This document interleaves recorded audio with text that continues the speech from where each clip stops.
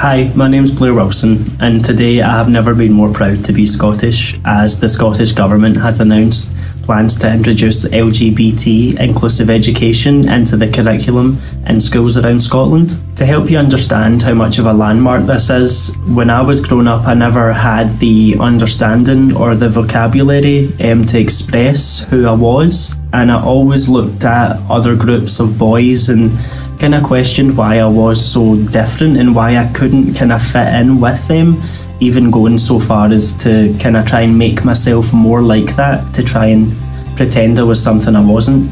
I think if I had this education when I was in school, I wouldn't have had to go on such a kind of harmful journey of self-discovery, trying to figure out who I fit in with or who I was.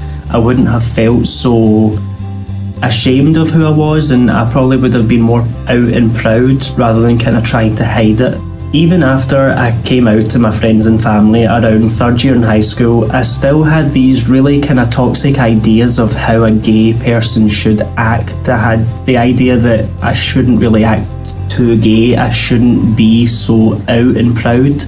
And I believe this really came from the mindsets of the people around me at the time. I was trying to fit in with people who shared those beliefs, and if I was going to fit in with them I had to kind of dull myself down. Of course, with news like this there's always going to be some kind of negative backlash, but I think the main point is, if you are upset about your children being taught to be more accepting and to understand maybe what their friends or maybe even themselves are going through, then maybe you're part of the problem, and maybe you're the reason why this education has been introduced into schools. We're not going to let the next generation grow up so close-minded and bigoted.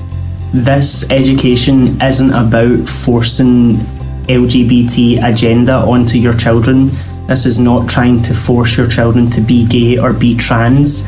This is to let them know that if they or someone they know feels that way, then they can give them the support that maybe their own parents can't give them.